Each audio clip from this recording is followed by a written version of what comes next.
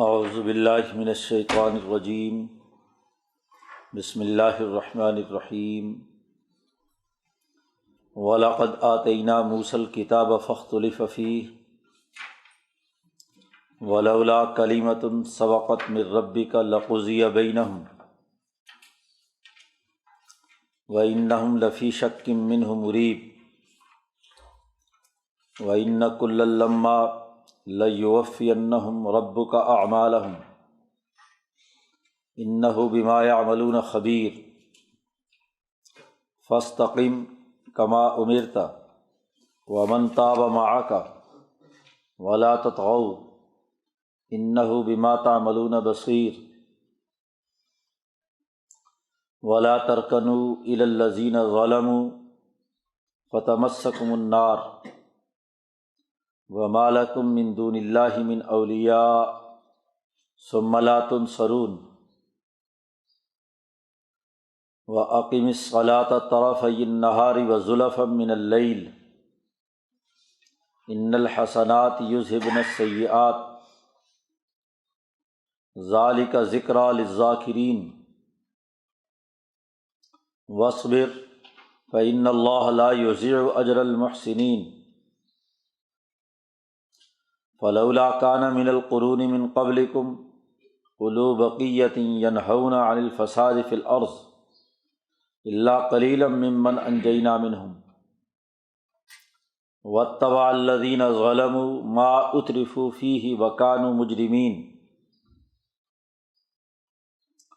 وَمَا كَانَ رَبُّكَ لِيُهْلِكَ الْقُرَىٰ بِظُلْمٍ وَأَهْلُهَا مُصْلِحُونَ وَلَوْ شَاءَ رَبُّكَ لَجَعَلَ النَّاسَ أُمَّةً وَاحِدَةً وَلَا يَزَالُونَ مُخْتَلِفِينَ إِلَّا مَن رَّحِمَ رَبُّكَ وَلِذَٰلِكَ خَلَقَهُمْ وَتَمَّتْ كَلِمَةُ رَبِّكَ لَأَمْلَأَنَّ جَهَنَّمَ مِنَ الْجِنَّةِ وَالنَّاسِ أَجْمَعِينَ وَكُلًّا نَّقُصُّ عَلَيْكَ مِنْ أَنبَاءِ الرُّسُلِ مَا نُثَبِّتُ بِهِ فُؤَادَكَ وَجَاءَكَ فِي هَٰذِهِ الْحَقُّ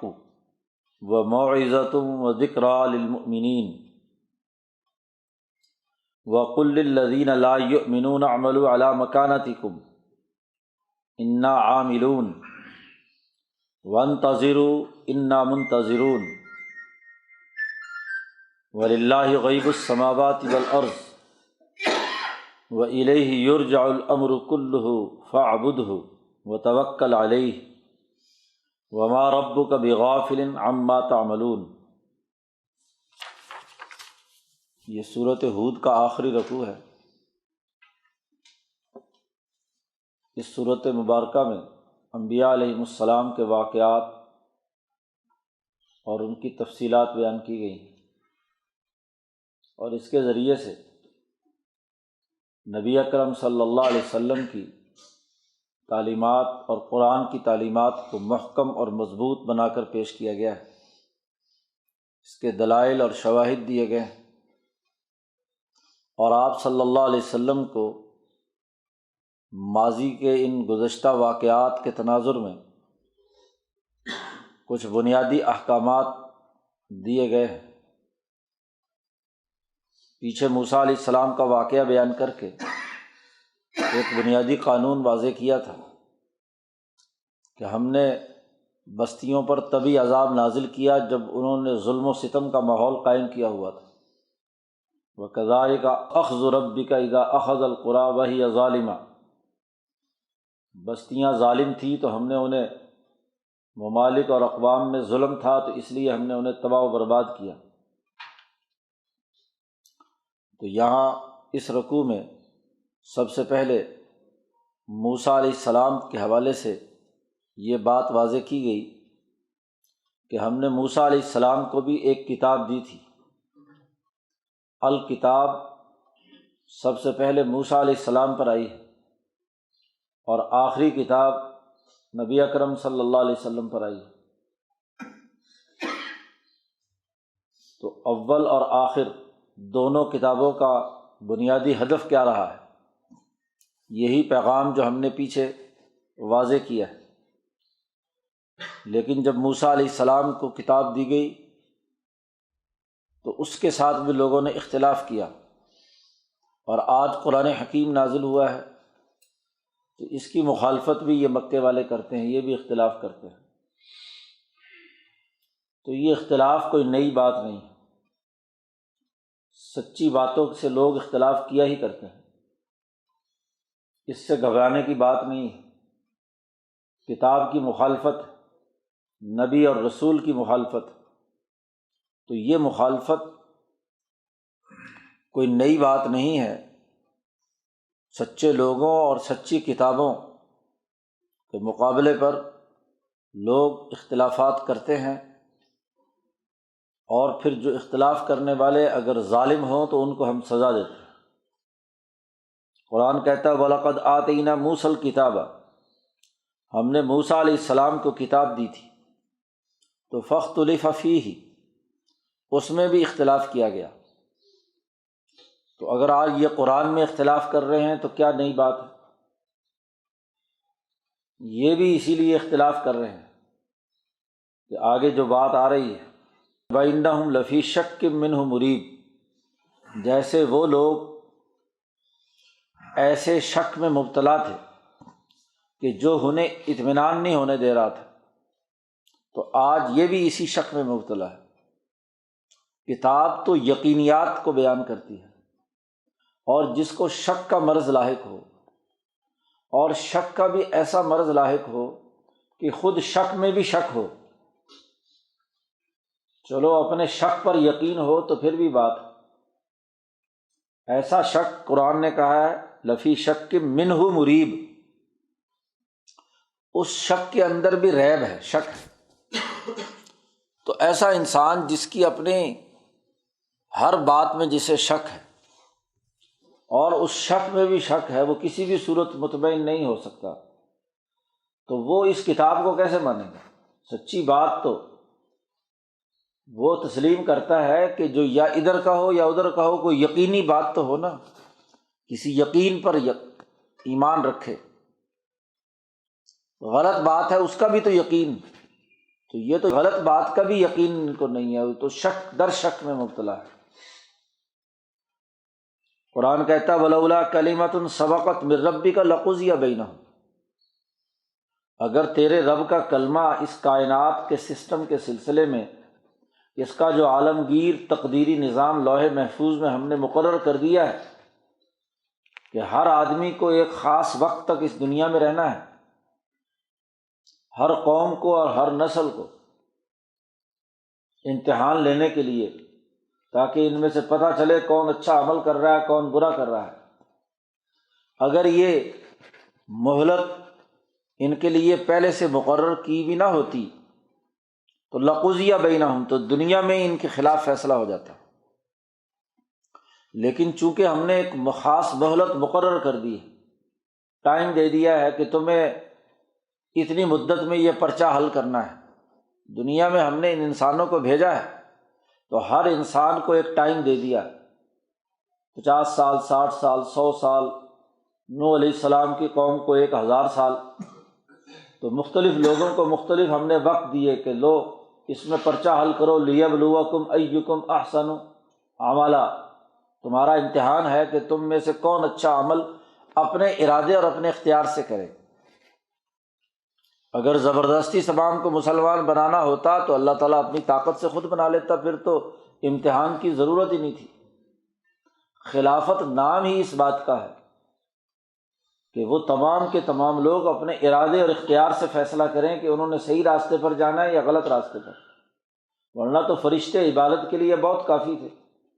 فرشتوں میں کوئی ایسا فرشتہ نہیں ہے کہ جو ایمان نہ رکھتا ہو، وہ فرشتہ ہی نہیں بن سکتا۔ تو ہم نے انسان کو تو پیدا ہی اس لیے کیا تھا کہ وہ خلافت کی ذمہ داریاں، نیابت کی ذمہ داریاں نبھائے، حق بات کے پیچھے چلے اور غلط بات کو رد کرے۔ ان کا معاملہ تو یہ ہے کہ انہم لفی شک، بے شک یہ لوگ تو شک میں مبتلا ہیں، اور ایسا شک ہے کہ منہ مریب، یہ شک ان کو مطمئن نہیں ہونے دیتا۔ حضرت شیخ الہند نے بڑا جامع ترجمہ کیا، ایسا شک کہ خود شک بھی مطمئن نہ ہونے دے، اس سے بھی اطمینان نہیں ہے، شک میں بھی شک ہے۔ تو جسے اپنی گفتگو، اپنے دعوے، اپنی بات میں ہی خود شک ہو کہ وہ پتہ نہیں صحیح گفتگو بھی کر رہا ہے یا غلط، اس کی کامیابی کیا ہوگی؟ کامیابی تو اس کی ہے کہ جو وہ بات کہہ رہا ہے تو اس پر اسے اطمینان تو ہو کہ میں یہ صحیح بات کہہ رہا ہوں۔ وَإِنَّ كُلًّا، بے شک یہ تمام کے تمام لوگ، لَيُوَفِّيَنَّهُمْ رَبُّكَ أَعْمَالَهُمْ، جب ان کا وقت آئے گا، یعنی جب اجل آئے گی، تو اس وقت تیرا رب ان کے پورے پورے اعمال کا بدلہ دے گا ان کو۔ تو چونکہ وقت مقرر ہے، اس سے پہلے ہم جزا و جزا نہیں دیتے، ورنہ تو ابھی دنیا میں فیصلہ ہو چکا ہوتا۔ انہ بما یعملون خبیر، بے شک اللہ پاک جو کچھ یہ عمل کر رہے ہیں اس سے اچھی طرح باخبر ہے، کوئی چیز اللہ کی نگاہوں سے پوشیدہ نہیں ہے۔ یہ جو ہم نے مہلت دے رکھی ہے ایک خاص وقت تک، اس مہلت کا یہ قطعی مطلب نہیں ہے کہ ہمارے پاس ان کی کرتوتوں کا علم نہیں ہے، ان کے اعمال کا ہمیں پتہ نہیں ہے کہ شاید اللہ میاں نے چھوڑ رکھا ہے تو اب اللہ تعالیٰ سے نظریں بچا کر کچھ نہ کچھ اور کر لیں۔ نہیں، اللہ تبارک و تعالیٰ کی نظروں میں ہے ان کے تمام اعمال، لیکن چونکہ ایک ٹائم دیا ہوا ہے، ایک ممتحن امتحان لینے والے کو پتہ چل بھی جائے کہ کوئی آدمی اپنے سوال کا غلط جواب لکھ رہا ہے، تو ممتحن کو تو یہ اختیار نہیں ہے نا کہ وہ راستے میں روک کر کہے کہ نہیں ایسا نہیں، ایسا لکھو جی، اور یا اسی وقت ممتحن کو یہ اختیار نہیں ہے کہ تو غلط لکھ رہا ہے اپنے ارادے اور اختیار سے، اور ایک تھپڑ لگا کر اس کو پرچہ چھین لے کہ چل جا نکل جا۔ نہیں، جو ٹائم ہے امتحان کا، اس ٹائم میں کیا ہے، اس کو صحیح لکھے غلط لکھے، جواب جو بھی لکھنا چاہتا ہے آزادی کے ساتھ لکھے، ایسا ماحول فراہم کرنا ممتحن کی ذمہ داری ہے، تبھی تو کمرہ امتحان میں صحیح امتحان ہوگا۔ اور اگر وہ ڈنڈا لے کر کھڑا ہو کہ لکھنا ہے تو صحیح لکھنا ہے، غلط لکھنا ہے تو بھاگ جاؤ یہاں سے، تو پھر امتحان کیا ہوا؟ یہ پوری بات بیان کر کے تمام انبیاء کے یہ قصے، اور خاص طور پر الکتاب کا ذکر کیا، موسیٰ علیہ السلام کی کتاب کا، چونکہ ان صورتوں کا موضوع اللہ کی کتاب کی حقانیت، دعوت الی القرآن ہے، قرآن کی حقانیت کی طرف ان کو بلایا گیا، قرآن نے جو پیغام دیا ہے اس کو ثابت قدمی سے پورا کرنے کا، تو اس کتاب کی طرف جو دعوت ہے، اس تناظر میں یہ بات کرنے کے بعد نبی اکرم صلی اللہ علیہ وسلم کو چند احکامات دیے گئے ہیں، اور آپ کی وساطت سے پوری امت مسلمہ کو، لیکن یہاں قرآن حکیم نے براہ راست جو صیغہ استعمال کیا ہے وہ خود نبی اکرم صلی اللہ علیہ وسلم کو مخاطب کیا، آپ کی ذات گرامی کو، کیونکہ یہ جتنے کام سپرد کیے گئے ہیں ان میں اگر اعلیٰ ترین معیار پر کوئی آدمی یہ کام کر سکتا ہے دنیا میں اس کتاب مقدس پر، تو وہ صرف اور صرف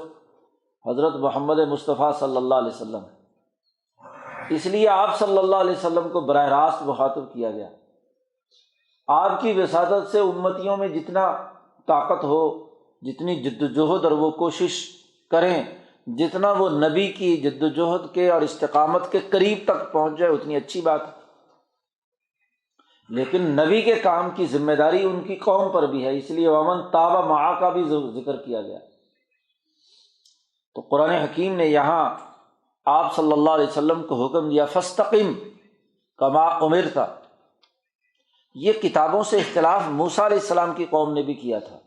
آج بھی ہو رہا ہے، تو آپ ان کی پرواہ مت کیجیے، آپ کو فاستقم سیدھے کھڑے ہو جائیے، استقامت اختیار کیجیے، کما امرتا جیسے آپ کو حکم دیا گیا ہے، ٹھیک ٹھیک بات، ان کی پرواہ اختلاف کی مت کیجیے۔ کوئی آدمی بھی آپ کی اگر بات نہیں بھی مانتا تو اس کا یہ مطلب نہیں ہے کہ آپ اپنی رائے میں اور اپنی بات کے اندر پیچھے ہٹ جائیں، جیسے آپ کو اللہ کی طرف سے حکم دیا گیا ہے اس پر پوری استقامت کے ساتھ ڈٹے رہیے، اور آپ بھی، اور ومن تاب معک، جنہوں نے آپ کے ساتھ توبہ کی ہے، اللہ کی طرف رجوع کیا ہے، آپ کے ساتھ وابستہ ہوا ہے، جو آپ کے ساتھ محبت کا اعلان کرتا ہے، جو بھی من تاب معک، نبی تو چونکہ معصوم ہے جی، توبہ کا تعلق تو ان امتیوں اور گناہ گاروں کے ساتھ جو آپ صلی اللہ علیہ وسلم پر ایمان لانے والے ہیں، اس لیے وہاں جملہ استعمال کیا من تاب معک، کہ جو آپ کے ساتھ توبہ کرنے والے ہیں وہ بھی استقامت کا مظاہرہ کریں، کما امرتم، جیسے تمہیں حکم دیا گیا ہے۔ اب یہ استقامت کے منافی دو باتیں ہو سکتی ہیں اور ان دونوں کا ذکر کیا ہے۔ ایک تو یہ کہ جیسے حکم دیا، کما امرتا، جس اعتدال اور متوازن انداز میں حکم دیا گیا ہے اس کے مطابق اس پر ڈٹنا ہے، اور اگر اس متوازن راستے سے ادھر یا ادھر اس سے انحراف کسی بھی درجے میں ہے تو یہ طغیانی ہے، سرکشی ہے۔ تو ولا تطغوا، یہاں قرآن حکیم پیچھے حکم واحد کا صیغہ استعمال کیا ہے نبی اکرم صلی اللہ علیہ وسلم کے لیے، فاستقم، اور ساتھ من تاب معک بلا لا کر کہا ولا تطغوا، تم سرکشی مت کرو۔ ظاہر ہے کہ نبی تو یہ سوال ہی نہیں پیدا ہو سکتا کہ وہ کسی بھی طریقے سے راہ اعتدال سے آگے پیچھے ہو سکے، اس لیے واحد کا صیغہ استعمال کر کے نہیں کی، بلکہ تطغوا خاص طور پر وہ جو من تاب معک، جو توبہ کر کے ساتھ شریک ہونے والے ہیں، امتی ہیں، ان سے کہا گیا کہ سرکشی مت کرو، اعتدال کے راستے سے ادھر ادھر مت جاؤ، جو متوازن فکر، جو راہ اعتدال، جو امتاً وسطاً تمہیں بنا کر بھیجا گیا ہے اس پر استقامت کے ساتھ ڈٹے رہو، اس سے انحراف بھی مت کرو، اور اس میں انتہا پسندی یعنی تعمق اور تشدد بھی مت کرو۔ تمام چیزوں سے اسی لیے منع کر دیا گیا کہ نہ تو تحریف کی اجازت ہے اور نہ ہی تعمق اور تشدد کی اجازت ہے۔ تو وہ تمام انتہا پسندیاں ادھر کی یا ادھر کی یہ نہیں کرو، بالکل سیدھے راستے پر رہو۔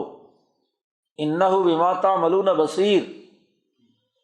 بے شک اللہ پاک جو تم عمل کر رہے ہو اس کو اچھی طرح دیکھ رہا ہے کہ کہیں یہ عمل راہ اعتدال سے منحرف تو نہیں ہو،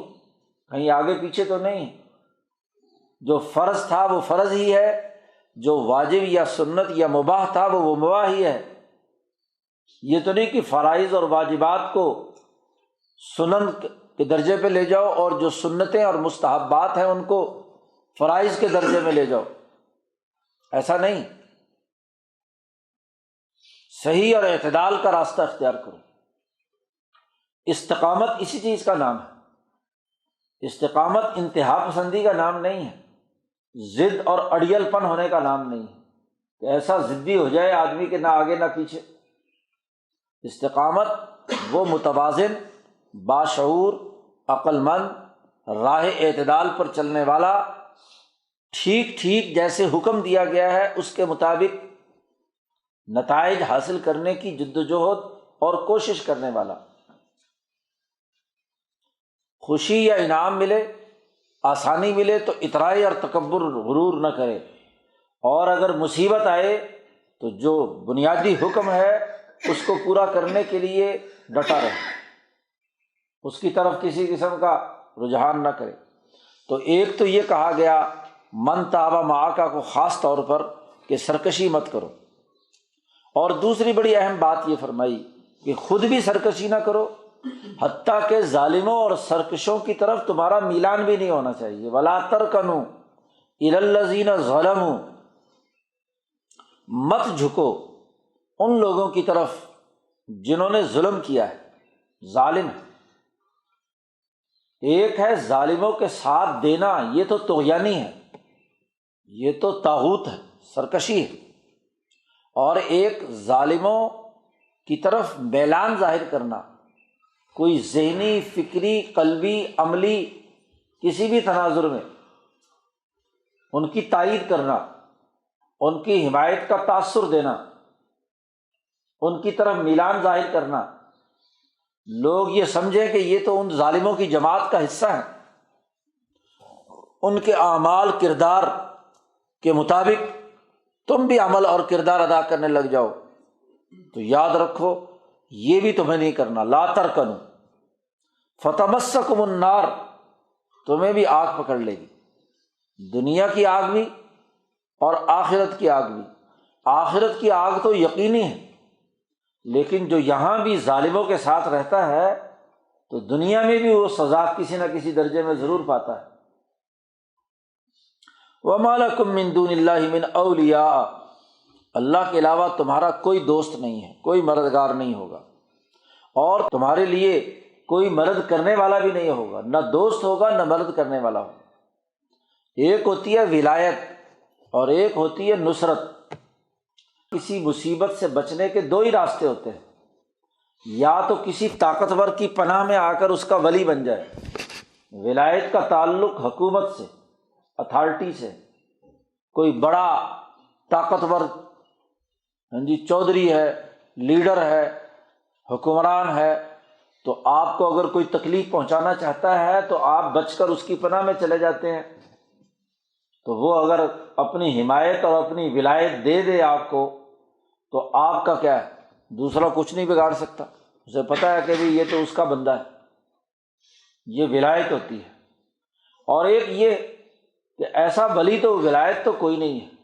لیکن ایک ہجوم اکٹھا ہو گیا، نصرت، بہت سارے لوگ آپ کے ساتھ اکٹھے ہو کر آ گئے، تو ظاہر ہے کہ بہت سارے آدمیوں کو سزا دینا خاصا مشکل ہوتا ہے، حکومتوں کے لیے بھی۔ کسی حکومت کے خلاف اجتماع بڑا ہو جائے، ہجوم ہو جائے، تو ہجوم پر تو گولی نہیں چلائی جا سکتی، ہجوم کے خلاف کوئی اقدام ایسا کرنا مشکل ہو جاتا ہے، تو اسے کہتے ہیں نصرت۔ کہ وہ لوگ جو تمہارے ساتھ کوئی اللہ میاں سزا دینا چاہے اور تم سارے انسان اکٹھے ہو کر ایسے طریقے سے جھپٹ پڑو کہ اللہ میاں سزا ہی نہ دے سکے، ایسا بھی نہیں ہے۔ ثم لا تنصرون، کہ تمہاری مدد نہ کی جائے گی، تو نہ تمہاری کوئی نصرت کرے گا اور نہ تو تمہاری سرپرستی اور ولایت کا کام کرے گا۔ اس لیے ظالموں کی طرف تمہارا میلان نہیں ہونا چاہیے۔ تو استقامت کے لیے دو چیزیں ان کی نفی کی گئی کہ نہ تو سرکشی، ولا تطغوا اور ولا ترکنوا، یہ دو چیزیں ہوں گی تو استقامت کہلائے گی۔ اگر یہ دو چیزیں ہیں تو استقامت نہیں ہے، کیونکہ ظالم کو دیکھا اور اسی کے ہم نوالا اور ہم پیالہ ہو گئے، حکمرانوں سے مفادات اٹھانے شروع کر دیے، ظالموں کے اعلی کار بن گئے، یا خود بھی ظالم بن کر کردار ادا کرنے لگے۔ اس لیے نبی اکرم صلی اللہ علیہ وسلم نے فرمایا کہ یہود کے علماء پر لعنت اسی لیے پڑی کہ شروع میں انہوں نے ظالموں کو برا بلا کہا، روکا ظلم سے، لیکن پھر ان کے ہم نوالا اور ہم پیالہ بن گئے، انہیں کے ساتھ اٹھنا بیٹھنا شروع کیا۔ ان کی کراہت دل سے نکل گئی اور آہستہ آہستہ انہیں کی عادات اپنا لی، انہیں کی طرح سیاست کرنے لگے، انہیں کی طرح لوٹ مار کرنے لگے، انہیں کی طرح سارے کام ظلم و ستم کے کرنے لگے۔ تو اس کا نتیجہ کیا ہوا کہ ان علماء نے اپنا علم بیچا اور اس کے نتیجے میں لعنت کے مستحق ہوئے۔ تو یہ دو چیزیں ان کی نفی کی گئی، تبھی استقامت پیدا ہوتی ہے۔ کہ ظالم لالچ دے، میلان کی وجہ کیا ہوتی ہے؟ یا لالچ دے، پیسے دے، تو آپ کا رجحان ادھر ہو جائے گا، یا کوئی تائید کرے، آپ کو شہرت دلائے، پروپیگنڈا کرائے، تو پھر کیا ہے، میلان ہوتا ہے۔ تو ایسی کسی بھی چیز کی طرف متوجہ نہیں ہوگے، اپنے نظریے پر ڈٹے رہو گے تو تبھی کامیابی ہے۔ فاستقم کما امرت۔ صحابہ اکرام نے نبی اکرم صلی اللہ علیہ وسلم سے پوچھا کہ آپ قبل از وقت بوڑھے ہو گئے، عربوں میں جو لوگ ہیں ان کی تو بڑی عمریں ہوتی ہیں، اور آپ یہ 50-60 سال کی عمر میں ہی آپ بوڑھے ہو گئے، بڑھاپا آپ پر طاری ہو گیا۔ تو آپ صلی اللہ علیہ وسلم نے فرمایا، شیبتنی ہود و اخواتھا، مجھے سورۃ ہود اور اس کی بہنوں نے، یعنی جو اس کے ساتھ ملتی جلتی یہ لوامیر ستہ جنہیں کہا گیا الف لام را، تو یہ ان صورتوں نے مجھے بوڑھا کر دیا۔ اور مفسرین کہتے ہیں کہ یہ آیت خاص طور پر کہ فاستقم کما امرت ومن تاب معک، استقامت کا براہ راست حضور اور پوری جماعت کو حکم دیا۔ حضور کو اپنے سے زیادہ لوگوں کی فکر کہ یہ کہیں میلان نہ ظاہر کر دیں ظالموں کی طرف، یہ کہیں طغیانی اور سرکشی کے راستے پر نہ چل پڑیں، لا تطغوا ولا ترکنوا۔ تو ان آیات نے مجھے بوڑھا کر دیا کہ استقامت اختیار کرنا بہت ہی مشکل امر تھا،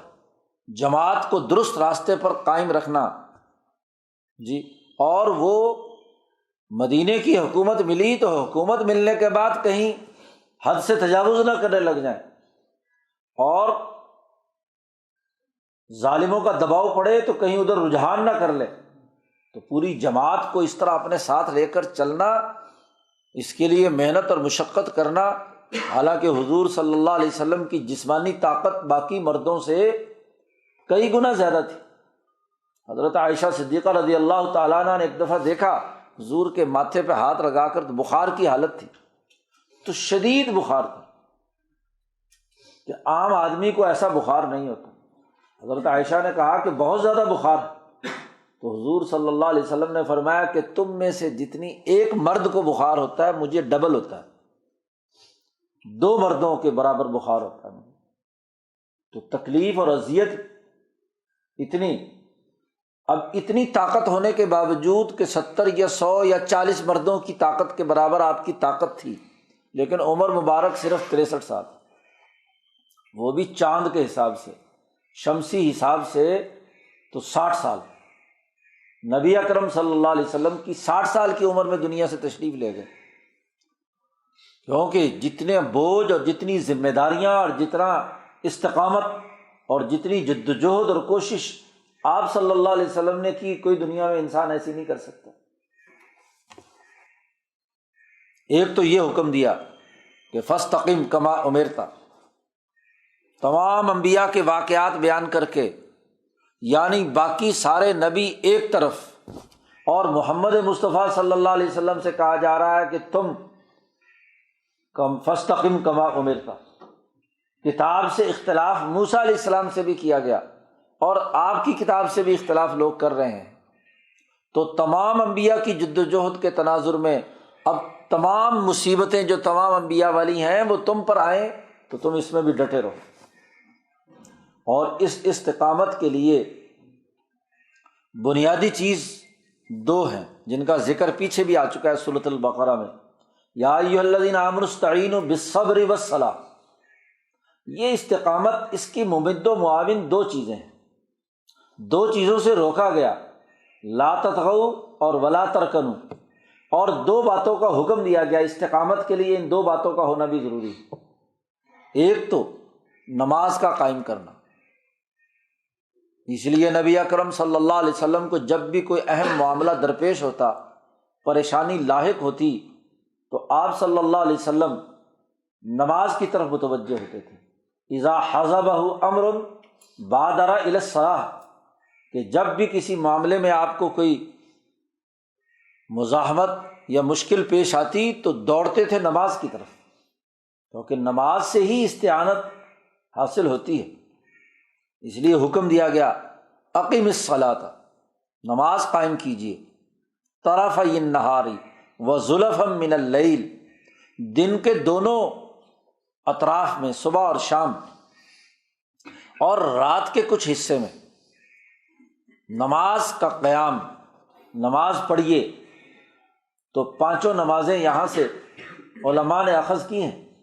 کہ دن کے اگر 2 حصے کیے جائیں، 2 طرف، زوال سے پہلے اور زوال کے بعد، تو زوال سے پہلے کے صبح میں فجر ہے، اور اس کے بعد شام کے اندر ظہر بھی ہے، عصر بھی ہے، اور بعض لوگوں نے مغرب کو بھی کہ فوراً غروب کے فوراً بعد ہے، اور بعض لوگوں نے مغرب اور عشاء کو زلفا من اللیل میں شامل کیا کہ رات کے کچھ حصے میں۔ تو 5 نمازوں کو نبی اکرم صلی اللہ علیہ وسلم نے اسی سے اخذ کیا، اور وہ سبح بالعشی والابکار سے بھی لوگوں نے کیا ہے جو اخذ کیا ہے۔ شاہ صاحب کہتے ہیں کہ نبی اکرم صلی اللہ علیہ وسلم نے اسی سے نمازوں کا نظام وضع کیا، 5 نمازوں کا۔ تو بہرحال یہاں نماز قائم کرنے کا حکم دیا گیا ہے، کیونکہ نماز کی حالت میں انسان اپنے اللہ سے سرگوشی کرتا ہے، ایاک نعبد و ایاک نستعین، اللہ کی غلامی کا اقرار کرتا ہے اور اسی سے مدد مانگتا ہے، اور جس اللہ کے حکم کو دنیا میں قائم کرنے کے لیے استقامت کا حکم دیا گیا ہے، اس اللہ سے جب انسان ہم کلام ہوتا ہے تو اس کو حوصلہ ملتا ہے،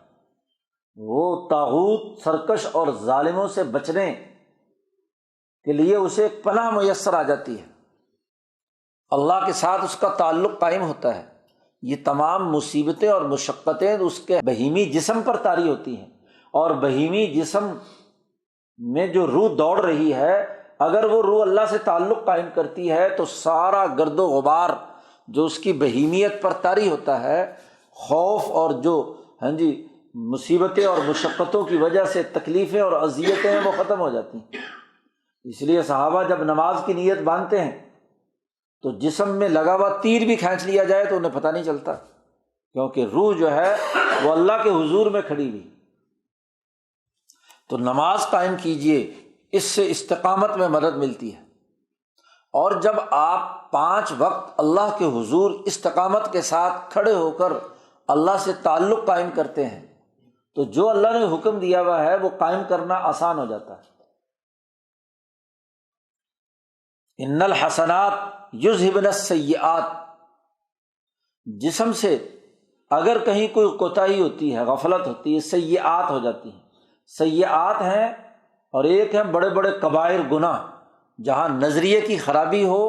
بنیادی قانون ٹوٹتا ہو، وہ کبائر ہے، اور ایک سیئات ہیں کہ صحیح نظریہ تو تھا، آپ تو صحیح سوچ اور نظریے کے مطابق کام کر رہے تھے، لیکن انسان ہے چھوٹی موٹی غلطیاں اور لغزشیں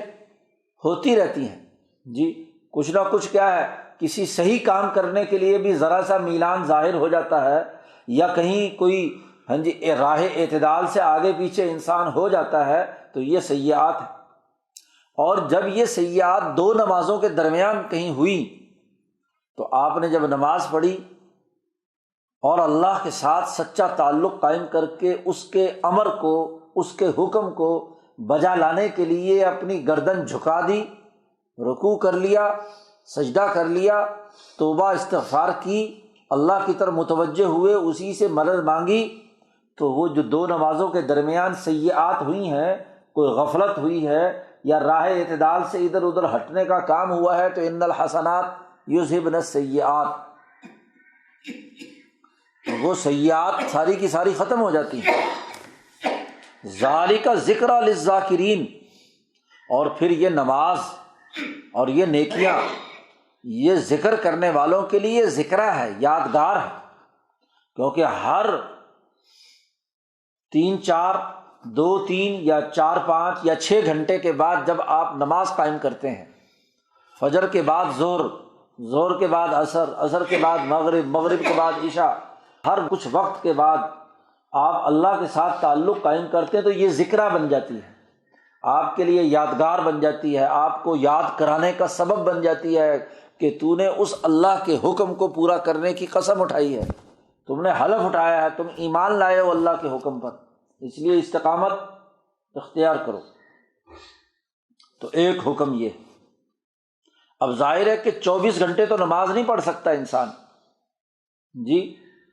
نمازوں کے اوقات میں نماز پڑھے گا، طرفی النہار و زلفا من اللیل نماز ہے، باقی کے جو اوقات ہیں ان میں اگر تمہیں چیلنج درپیش ہو طغیانی کا، سرکشی کا، ظالموں کا، تو وہاں تمہیں اپنے جسم اور اپنی بہیمیت کو کنٹرول کرتے ہوئے وصبر، صبر و استقامت کا مظاہرہ کرنا ہے۔ تو اس لیے کہا واستعینوا بالصبر والصلاۃ، صبر اور نماز سے استعانت مانگو۔ تو اب صبر ضروری ہے کہ جو آپ نے 5 وقت اللہ کے سامنے سربسجود ہو کر پورا اعتماد اس سے حاصل کر لیا، اب باقی اوقات میں آپ کے جسم کے اندر کسی قسم کی جھکاؤ، لالچ، خود غرضی یا مصیبت سے دور بھاگنا یہ نہیں ہونا چاہیے۔ اس لیے صبر کے لیے لازمی ہے 3 چیزیں جو بیان کی گئی ہیں، کئی دفعہ پیچھے بیان ہو چکی، صبر علی الطاعات، صبر عن المعاصی، صبر علی المصائب، تین پہلو جو مفسرین نے بیان کیے ہیں، یہ ان تینوں کے اعتبار سے وہ صبر و استقامت کا مظاہرہ کرے، کوئی لالچ، کوئی مصیبت، کوئی مفاد اس کے راستے میں رکاوٹ نہ بنے۔ وَاصْبِرْ فَإِنَّ اللَّهَ لَا يُضِيعُ أَجْرَ الْمُحْسِنِينَ، بے شک اللہ تعالیٰ صفت احسان رکھنے والے لوگوں کا اجر ضائع نہیں کرتا۔ اور یہ صبر بھی تبھی ہوتا ہے کہ جب انسان میں صفت احسان ہو، محسن ہو، کہ جو نیکی کا کام کرنے والے ہیں، اللہ کی رضا کے لیے کام کر رہے ہو۔ فرعون کا مقابلہ بھی ہے، طاغوت اور سرکش کا مقابلہ بھی ہے تو اللہ کی رضا کے لیے، والدین کے حقوق ادا کر رہے ہیں تو اللہ کے لیے، اولاد کی پرورش کر رہے ہیں تو اللہ کے لیے، کام کاج کر رہے ہیں تو اللہ کا حکم سمجھ کر، تو یہ محسن ہے۔ تو ایسے محسن کو جو اللہ کا حکم سمجھ کر سارے کام کرے تو اس کا اجر اللہ تعالیٰ کیسے ضائع کرے گا؟ پھر اللہ نے فرمایا فلولا کان من القرون من قبلکم اولو بقیۃ، یہ حکم تو حضور صلی اللہ علیہ وسلم کو دے کر استقامت، نماز اور صبر ان کا حکم دیا گیا، اور ظالموں کی طرف میلان نہ رکھنے اور طاغوت اور سرکشی کا راستہ اختیار کرنے سے روک دیا گیا۔ اب یہ بڑا مشکل ٹاسک نبی اکرم صلی اللہ علیہ وسلم اور ان کی امت کو دیا گیا۔ اس پر قرآن حکیم نے اگلی بات واضح کی کہ یہ جو پچھلی بستیاں تباہ و برباد ہوئیں، اس کی وجہ یہی تھی کہ وہاں باقی بچ جانے والے صحیح لوگوں نے فسادیوں کو فساد سے نہیں روکا۔ اگر تمہارے اندر بھی ایسا ہی ہوگا تو تمہارے لیے بھی وہی سزا ہوگی۔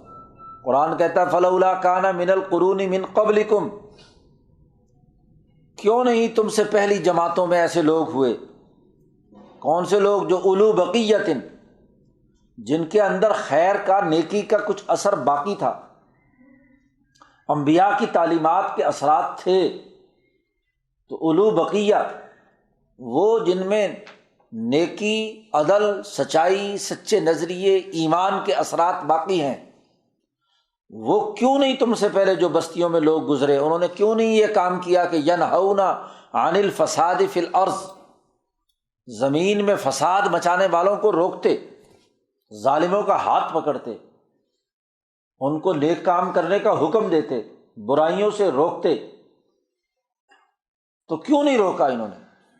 اور جب انہوں نے روکا نہیں، اسی لیے یہ سزاؤں کے مستحق بنے۔ جی گویا کہ یہاں یہ بات بھی واضح کر دی کہ یہ استقامت، یہ صبر، یہ سرکشی سے باز آنا، یہ ظالموں کی طرف میلان نہ کرنا، یہ صرف نبی اور ومن تاب معک، تیرے ساتھ آج توبہ کرنے والوں تک مخصوص نہیں ہے، بلکہ قیامت تک جتنے اولو بقیہ آئیں گے، جتنے بھی لوگ نبی کی امتیوں میں سے ایسے لوگ ہوں گے، ان پر فرض اور واجب ہوگا کہ وہ ینہون عن الفساد فی الارض، اگر ان کی سوسائٹی میں فسادی لوگ فساد مچا رہے ہوں، ان کے معاشرے میں ظالم ہوں، تو ان ظالموں کو ظلم سے روکیں، اس زمین میں فساد مچانے کے خلاف مزاحمت کریں۔ تو کیوں مزاحمت نہیں کی ان لوگوں نے جو وہاں جن پر کسی قسم کا خیر کا اثر تھا، عقل مند تھے؟ بعض لوگوں نے اولو بقیہ کا ترجمہ کیا عقل مند، جن میں کسی درجے میں عقل باقی تھی۔ عقل مندوں نے کیوں نہیں روکا؟ سمجھدار لوگوں نے زمین میں فساد بچانے سے۔ قرآن کہتا ہے الا قلیلا، بہت تھوڑے، پچھلی قوموں میں، جماعتوں میں بہت تھوڑے لوگ، الا قلیلا۔ اور آگے بھی قرآن حکیم کا اندازہ یہی ہے کہ تھوڑے لوگ ہوتے ہیں، ظلم اور فساد کے مقابلے میں صحیح راستے پر ڈٹ جانے والے لوگ بہت تھوڑے ہوتے ہیں، الا قلیلا ممن انجینا منہم، جن کو ہم نے نجات دی، بہت تھوڑے لوگ تھے۔ اکثر نے واتبع الذین ظلموا ما اترفوا فیہ وکانوا مجرمین، ظالم لوگوں نے اتباع کی ان کی جو ان میں عیاشیوں میں مبتلا تھے۔ عیاش تو عیاشیوں میں ہے، مترف اور ملا تو اپنی عیاشیوں میں مبتلا ہے، لیکن یہ جاہل عوام اور احمق لوگوں نے بھی اپنے اوپر ظلم کرتے ہوئے انہی کی اتباع کی، عقل مندوں کے پیچھے نہیں چلے۔ فسادی لوگوں کو ہی اپنا لیڈر بنایا، انہی کو ووٹ دیا، انہی کو نوٹ دیا، انہی کے لیے تحریکیں چلائیں، ان کے لیے ہی دھرنے دیے، ان کے لیے جلوس نکالے۔ واتبع الذین ظلموا ما اترفوا فیہ وکانوا مجرمین، اور وہ مجرم تھے۔ جب کسی قوم کی لیڈرشپ خود مجرم بن جائے اور مجرم لوگوں کی پناہ گاہ بن جائے اور وہ انہی کی اتباع کریں تو وہ فساد سے روکیں گے یا فساد کے ایجنٹ ہوں گے، فساد کے اعلی کار ہوں گے۔ قرآن نے کہا یاد رکھو وما کان ربک لیہلک القری بظلم واہلھا مصلحون، تیرا رب کسی بستی کو ظلم اور زیادتی سے قتل اور ہلاک نہیں کرتا، تبھی ہلاکت آتی ہے جب وہ خود ظالم ہوتے ہیں یا ظالموں کی اتباع کرتے ہیں۔ ہم کسی بستی پر ظلم کرتے ہوئے اسے تباہ نہیں کرتے، وَأَهْلُهَا مُصْلِحُونَ، اگر ان کے بستی والے جو ہیں وہ اگر مصلح ہیں، صحیح کام کر رہے ہیں، دنیا میں فساد فی الارض کے مقابلے میں اصلاح فی الارض کا کام کر رہے ہیں، تو ہم نے ایسی بستیوں کو کبھی تباہ و برباد نہیں کرتے۔ نبی اکرم صلی اللہ علیہ وسلم مکہ مکرمہ پر حملہ کرنے کے لیے جا رہے ہیں تو راستے میں ایک آدمی مل کر کہتا ہے کہ فلانی بستی پر حملہ کرو، وہاں مال شال بہت کچھ ملے گا۔ تو حضور نے فرمایا کہ مجھے اللہ نے روک دیا ہے، کیونکہ وہاں کے لوگ نیک ہیں، خیرات کرتے ہیں، یہ عدل و انصاف کا کام لیتے ہیں، لوگوں کے حقوق ادا کرتے ہیں، صلہ رحمی کرتے ہیں۔ عقیدے کے کافر ہیں تو کیا، عقیدے کے کفر پر دنیا میں عذاب نہیں آتا، یاد رکھو۔ عقیدے کے کفر کی سزا کا دائرہ کار آخرت۔ دنیا میں جو عذاب آتا ہے وہ دنیا میں دوسرے انسانوں پر ظلم کرنے، فساد مچانے، ان کے حقوق توڑنے، ان کے انسانوں کو قتل کرنے، ذبح کرنے کے نتیجے میں آتا ہے، جو فرعون کے معاملے میں اللہ نے بیان کیا ہے، یذبح ابناءہم ویستحیی نساءہم انہ کان من المفسدین۔ فرعون کا تذکرہ، اس کے جتنے بھی واقعات پیچھے بیان کیے ہیں ان تمام سے یہی بات واضح ہوئی ہے کہ ظلم کے نتیجے میں، انسانی حقوق کو توڑنے کے نتیجے میں، فساد فی الارض کے نتیجے میں دنیا میں عذاب آتا ہے۔ اس لیے کیا وَأَهْلُهَا مُصْلِحُونَ، اگر ان کے لوگ مصلح ہیں، صحیح ہے، فساد فی الارض نہیں مچاتے تو ان پر عذاب نہیں آتا۔ باقی رہی یہ بات کہ یہ عذاب اور یہ استقامت اور صبر اور دشمن کے مقابلے میں ڈٹنے کی بات، اور اس کے تناظر میں اگر کسی کے دماغ میں یہ سوال ہو کہ یہ سارے کے سارے مسلمان کیوں نہیں ہو جاتے، تو اللہ نے کہہ دیا وَلَوْ شَاءَ رَبُّكَ، اگر تیرا رب چاہتا لَجَعَلَ النَّاسَ أُمَّةً وَاحِدَةً، تو سب انسانوں کو ایک امت بنا دیتا، سب مسلمان ہو جاتے۔ لیکن معاملہ کیا ہے، وَلَا يَزَالُونَ مُخْتَلِفِينَ، یہ ہمیشہ اختلاف کرتے رہے، تو اختلاف تو ہوتا رہا ہے جی، جو اختلاف کرنے والے ہیں اور ظلم اور زیادتی اور فساد مچانے والے ہیں ان کو سزا بھی ہوتی رہی ہے۔ صرف انہی لوگوں نے کتاب مقدس سے، انبیاء کی تعلیمات سے اختلاف نہیں کیا کہ الا من رحم ربک، جن پر تیرے رب نے رحم کر دیا۔ وَلِذَلِكَ خَلَقَهُمْ، اسی لیے تو ان کو پیدا کیا تھا کہ ان کو اختلاف کا حق ہو، تاکہ پتہ چلے کہ لِيَبْلُوَكُمْ أَيُّكُمْ أَحْسَنُ عَمَلًا، جیسا کہ ابھی پیچھے وضاحت کی کہ پرچہ لینا ہے، امتحان لینا ہے، تو امتحان میں پرچہ دینے والے کو صحیح سے اختلاف یا غلط سے صحیح لکھنے کا اختیار ہوگا، اختلاف کرنے کا حق ہوگا، تو وہ کیا ہے، امتحان قرار پائے گا۔ اس لیے وَلِذَلِكَ خَلَقَهُمْ، اسی اختلاف کے لیے تو ہم نے ان کو پیدا کیا ہے۔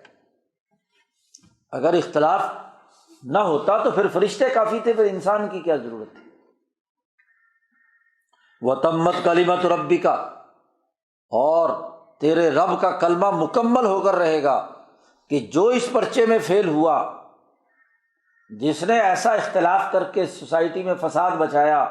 ان کے لیے لَأَمْلَأَنَّ جَهَنَّمَ مِنَ الْجِنَّةِ وَالنَّاسِ أَجْمَعِينَ، میں ضرور بالضرور جہنم کو بھروں گا جنوں سے اور انسانوں سے اکٹھے، اجمعین، تمام کے تمام، جنات اور انسان ان دونوں کو اکٹھے کر کے جہنم میں ڈالوں گا۔ ظاہر ہے جہنم میں تو وہی جائیں گے جو جہنمی ہوں گے، اس لیے اجمعین کا لفظ کا یہ مطلب نہیں کہ سارے انسان آدم سے لے کر سب کے سب جہنم میں جائیں گے اور سب کے سب جنت میں جائیں گے، نہیں، جو جہنم میں جانے کے قابل ہیں ان کو اکٹھے داخل کیا جائے گا، اجمعین۔ اب سورت ختم ہو رہی ہے اور اس سورت میں بڑی تفصیل کے ساتھ واقعات بیان کیے گئے ہیں، قرآن حکیم اس کی وجہ آخر میں بیان کر رہے ہیں، اور خاص طور پر اس تناظر میں کہ نبی اکرم صلی اللہ علیہ وسلم پر بڑی بھاری ذمہ داری عائد کی کہ فاستقم کما امرت واصبر، اور اسی طریقے سے اقم الصلاۃ، یہ جو حکم دیا ہے۔ اب یہاں اس واقعات کے بیان کرنے کا ایک مقصد بیان کیا جا رہا ہے کہ کلن نقص علیک من انباء الرسل، ہم نے آپ پر انبیاء کے قصوں کی تمام چیزیں، بنیادی تمام امور، ان واقعات کے آپ کے سامنے بیان کر دیے۔ تو کیوں بیان کیے ہیں؟ اس لیے بیان کیے ہیں کہ ما نثبت بہ فؤادک، کہ آپ کے دل کو تسلی ہو کہ یہ کوئی نئی بات نہیں ہے، آپ کی مخالفت ہونا، کتاب کو نہ ماننا، اللہ کے احکامات کی خلاف ورزی کرنا، یہ کوئی نئی بات نہیں ہے، یہ گزشتہ قوموں میں ایسا ہوتا رہا ہے اور ایسے وہاں سزا جزا کا نظام رہا ہے، اور جیسے ان انبیاء نے اولو العزمی کے ساتھ استقامت اختیار کی اور وہ کامیاب ہوئے، تو تاریخ کے واقعات جب انسان پڑھتا ہے تو اسے حوصلہ ہوتا ہے، اس کا دل مضبوط ہوتا ہے، وہ جو نئی پیش آمدہ صورتحال میں پریشانی لاحق ہوتی ہے وہ دور ہوتی ہے۔ تو ما نثبت بہ فؤادک، آپ کے دل کی جو تیزی ہے، غلاف ہے آپ کے دل کا، جس پر بہیمی، حیوانی یا طبعی تقاضے سے اثرات آ سکتے ہیں، تو اس کو ہم ثابت قدم رکھنے کے لیے وہ مطمئن رہے، اس لیے ہم نے یہ واقعات سنائے ہیں۔ وَجَاءَكَ فِيهِ هَٰذِهِ الْحَقُّ، اور تیرے پاس اس میں بڑی حق اور تحقیقی بات سامنے آ گئی، اور یہ بڑی نصیحت بھی ہے اور مومنین کے لیے یادداشت بھی ہے، مومنین کے لیے قسم کی یاد کرنے کی بات بھی ہے، حوصلہ بھی بلند ہوتا ہے۔ آدمی جب انقلابات کی تاریخ پڑھتا ہے اور انقلابیوں کی جدوجہد کو دیکھتا ہے، ان کے استقامت اور صبر کو دیکھتا ہے، تو اس کو بھی کیا ہے، حوصلہ ملتا ہے کہ میں بھی آج اگر مشکل ماحول میں ہوں تو جیسے انہوں نے ان مشکلات کے اندر استقامت کے ساتھ آگے بڑھ کر کامیابی حاصل کی تو مجھے بھی حاصل کرنی ہے۔ ذکریٰ للمؤمنین۔ اب آخری بات ہو رہی ہے، وقل، اے محمد صلی اللہ علیہ وسلم کہہ دیجئے ان لوگوں سے کہ جو ایمان نہیں لاتے، للذین لا یؤمنون اعملوا علی مکانتکم، تم بھی اپنی جگہ پر عمل کرو، انا عاملون، ہم اپنے نظریے اور اپنی کتاب کے مطابق عمل کریں گے۔ تمہاری اتھارٹی، تمہاری حکومت، تمہاری مکے کی ریاست کی حکمرانی کو ہم تسلیم نہیں کرتے، تم اپنے ریاستی اصولوں پر چلو اور ہمیں جو اللہ نے حکم دیا ہے ہم اس کے مطابق عمل کریں گے۔ وانتظروا، اب تم بھی انتظار کرو، اور انا منتظرون، ہم بھی انتظار کرتے ہیں کہ ہمارے اعمال کے کیا نتائج نکل رہے ہیں اور تمہارے اعمال کے کیا نتائج نکلیں گے، اپنے اعمال کے نتائج کا انتظار کرو۔ وَلِلَّهِ غیب السماوات والارض، اللہ کے لیے آسمان و زمین کا غیب ہے، پوشیدہ باتیں سب اسی کی ہیں، اور اس پوری کائنات کے تمام امور اسی کی طرف لوٹ کر جانے ہیں۔ وَإِلَيْهِ يُرْجَعُ الْأَمْرُ كُلُّهُ، تمام امور اسی کی طرف لوٹائے جائیں گے۔ جب اللہ ہی غیب جاننے والا ہے اور اللہ ہی کی طرف تمام معاملات لوٹ کر جانے ہیں، تو نبی کو حکم دیا جا رہا فَاعْبُدْهُ، عبادت کیجئے صرف اسی کی، اور وَتَوَكَّلْ عَلَيْهِ، اور اسی پر توکل اور اعتماد کیجئے، عبادت کیجئے وہی جو باتیں ابھی بیان کی ہیں۔ کہ استقامت، صبر، نماز کا نظام قائم کرنا اور سرکش اور ظالم نظام کی طرف میلان ظاہر نہ کرنا، یہی تو عبادت ہے، تو اسی کی غلامی اختیار کرو۔ فاعبدہ، ایک اور حکم دے دیا، اور وتوکل علیہ، اور اللہ پر بھروسہ کیجئے۔ وما ربک بغافل عما تعملون، تیرا رب غافل نہیں ہے جو تم عمل کرتے ہو، ایک ایک بات تمہاری ہماری نگرانی میں ہے۔ تم نے عبادت کی، استقامت اختیار کی، صبر کیا، نماز پڑھی اور توکل اور اعتماد کیا، یہ سب ہمارے علم میں ہے، اور اس علم کے مطابق ہی تیرا رب فیصلہ کرے گا، اور یقیناً وہ فیصلہ مومنین کے لیے کامیابی کا ہے اور ظالموں کے لیے شکست کا ہے، جیسا کہ بعد میں بدر کے اندر اور باقی واقعات کے اندر ظاہر ہوا۔ اللہ تعالیٰ قرآن حکیم کو سمجھنے اور اس پر عمل کرنے کی توفیق عطا فرمائے۔ اللہ